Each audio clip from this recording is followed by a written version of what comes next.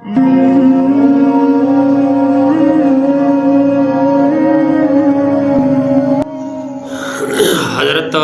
عمر رضی اللہ تعالی عنہ کا معرکہ نہاوند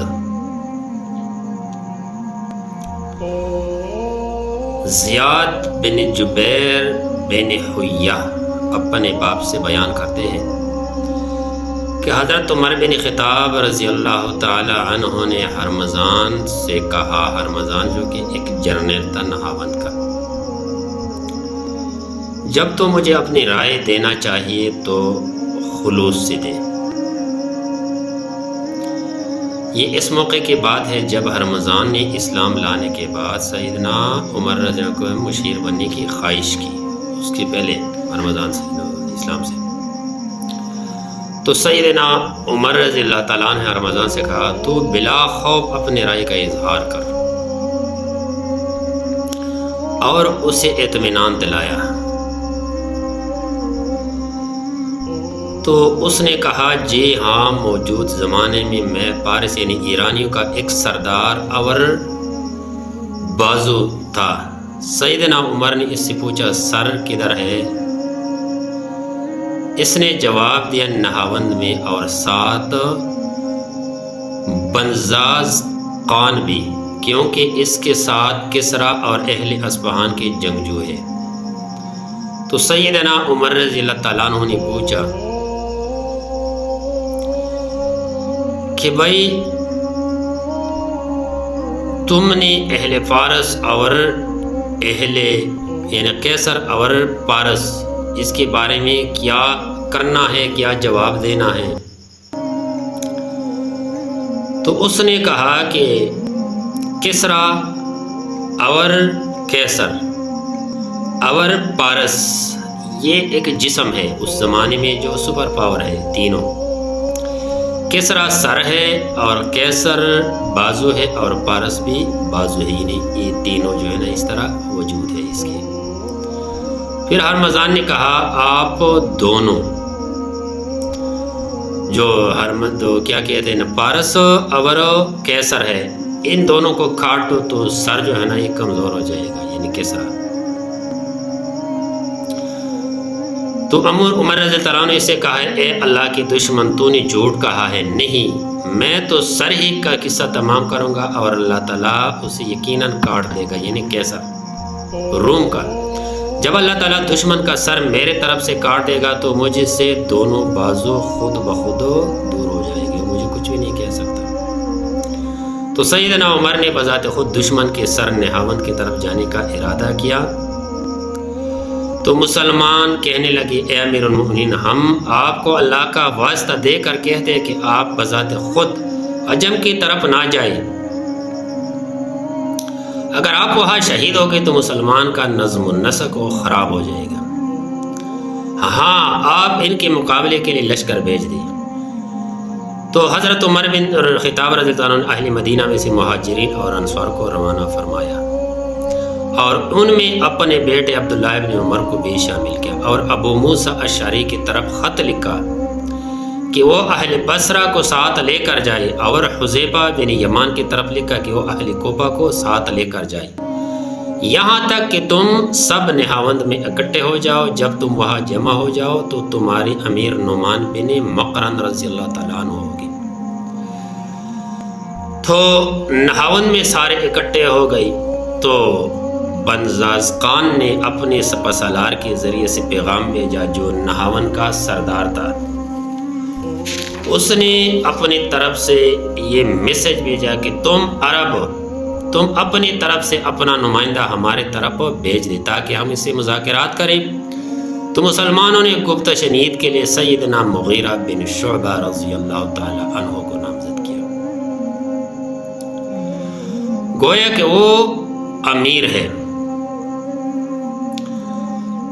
دراز قد، لمبے زلفے اور قدر بھینگی انصاری خصوصیت کا ایک بندہ ہے، سردار ہے۔ تو سیدنا مغیرہ کے پاس لوگ گئی، جب وہ لوٹ کر واپس آئے تو ہم نے اس سے پوچھا کہ کیا ماجرا ہے، تو انہوں نے کہا دشمن کے سپہ سالار نے اپنی مشیروں سے مشورہ کیا کہ اس عربی کے متعلق تم کیا مشورہ دیتے ہو؟ کیا ہم اپنی شان و شوکت اور بادشاہت اسے دکھائیں یا اسے مخفی رکھیں؟ اس کے سامنے تنگ دامنی کا اظہار کریں؟ مشیروں نے کہا نہیں، بلکہ ہم اپنی شان و شوکت اور جنگی صلاحیت کو بڑھا چڑھا کر اس کے سامنے رکھیں گے۔ جب میں نے اس کے پاس میں پہنچا تو میں نے ان کے تلواریں اور ڈالے دیکھی، ان کے چمک سے آنکھیں چھندیار ہی رہتے، اور میں نے درباریوں کو سپہ سالار کے پیچھے سب بستہ کڑے دیکھا جب وہ سونے کے تخت پر جمع برا جمان تھے اور اس کے سر پر تاج تھے۔ میں اپنی شان سے چلتا رہا اور میں نے بے پرواہی کے عالم میں اپنے سر کو جھکا دیا تاکہ میں اس کے ساتھ اس کے تخت پر بیٹھ جاؤں، لیکن مجھے اس سے نہ صرف یہ کہ روک دیا گیا بلکہ جھڑکا بھی۔ میں نے کہا سفیروں کے ساتھ یہ سلوک تو نہیں کیا جاتا۔ انہوں نے مجھے کہا تو کہتا ہے کیا تو بادشاہ کے ساتھ بیٹھے گا؟ اس بات پر بھی اس نے مجھے جھڑک دیا اور کہا وہی بیٹھ جاؤ۔ پھر اس کی گفتگو میرے لیے ترجمان میرے پاس آ گیا اور اس نے کہا کہ اے عرب کی جماعت، تم سب لوگوں سے زیادہ بھوکے، سب سے زیادہ بدبخت، بدحال اور سب لوگوں سے زیادہ گندے لوگ کوئی نہیں تھے، آپ تھے۔ تمہارا وطن سب سے زیادہ دور ہے اور تم ہر قسم کے بلائی سے بہت زیادہ دور ہو۔ مجھے اس حکم سے کوئی چیز نہیں روکتے کہ میں اپنے ارد گرد بیٹھے ہوئے ان جنگجوؤں کو حکم دو اور وہ تمہیں تیروں میں کاٹ دے، سوائے تمہارے سردار اور تمہارے جسم نجاست جو ہے نا یہ بالکل پلید ہے، اور تم واپس اپنے ملک کو جانا چاہو تو ہم تمہارا راستہ نہیں روکیں گے، اور تم نے ایسا کیا تو ہم تمہیں تمہارے لاشیں دکھائیں گے۔ تو مغیرہ رضی اللہ تعالیٰ عنہ نے فرمایا ہے کہ میں نے جواباً اللہ تعالیٰ کی حمد و ثناءت کی، اور پھر میں نے فرمایا اللہ کی قسم تو نے ہماری حالت زار کی بیان میں ذرا برابر غلطی نہیں کی۔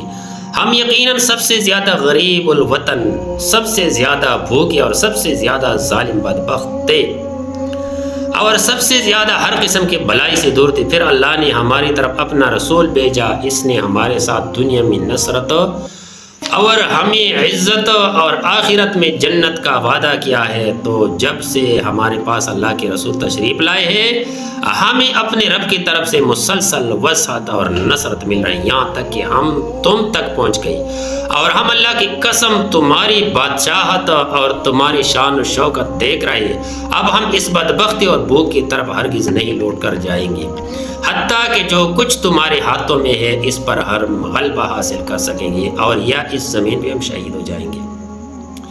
تو سپہ سالار نے کہا اس بھینگے نے تم سے وہی بات کی ہے جو اس کی دل میں ہے، تو میں وہاں سے اٹھ پڑا۔ یقیناً اللہ کی قسم میرے محنت نے سپہ سالار کو مرغوب کر دیا۔ تو سپہ سالار نے ہمارے طرف اپنا قاصد بھیجا کہ یا تو تم ہمارے طرف نہاون عبور کر کے آ جاؤ لڑائی کے لیے، یا تمہاری طرف ہم آ جائیں گے۔ تو ہم نے پسند کیا کہ ہم دریا عبور کریں گے اور ہم آئیں گے۔ تو ہم پھر آ گئے، اور یہ لوہ کے پہاڑوں کے طرح تھے۔ تو انہوں نے آپس میں معاہدہ کیا تھا کہ عربوں میں نہیں بھاگیں گے، اور ہم نے بھی وعدہ کیا تھا انشاءاللہ کہ ہم یہاں مر جائیں گے یا ملک فتح کریں گے۔ بلکہ کچھ لوگوں نے ایک دوسرے کے ساتھ اپنے آپ کو انہوں نے باندھ لیا، اس کے لشکر نے، مخالف کے یعنی نہاون کے فوجیوں نے، کہ بھائی ہم نہیں پیچھے ہٹیں گے۔ 7 10 15 بندے آپس میں ایک دوسرے نے آپس کو باندھ لیا، اور اسی طرح لڑائی شروع ہو گئی، اور ہم نے بھی قسم اٹھایا کہ انشاءاللہ ہم یا دشمن کو شکست دیں گے یا ہم فتح حاصل کریں گے یا شہید ہو جائیں گے۔ تو پھر ہم نے جب لڑائی شروع کی تو اللہ تعالیٰ کے کرم سے جب ان میں شکست پاش ہو گیا، اور ہم تھوڑے تھے وہ زیادہ تھے، اور وہ ہمارے مقابلے میں اللہ کے فضل سے خس اور خشاک ہو گئی۔ تو ایک بندہ ہم مارتا تھا تو 10-15 خود بخود گر جاتے تھے۔ تو پھر اسی طریقے سے ہم نے نہاون کو فتح کیا، اور نہاون مسلمانوں کا حضرت عمر رضی اللہ تعالیٰ عنہ کے صحابہ کے اور اس کے لشکر کے ہاتھوں میں نہاون آ گیا، اور ہم نے اللہ کے کرم سے اچھے طریقے سے فتح حاصل کیا۔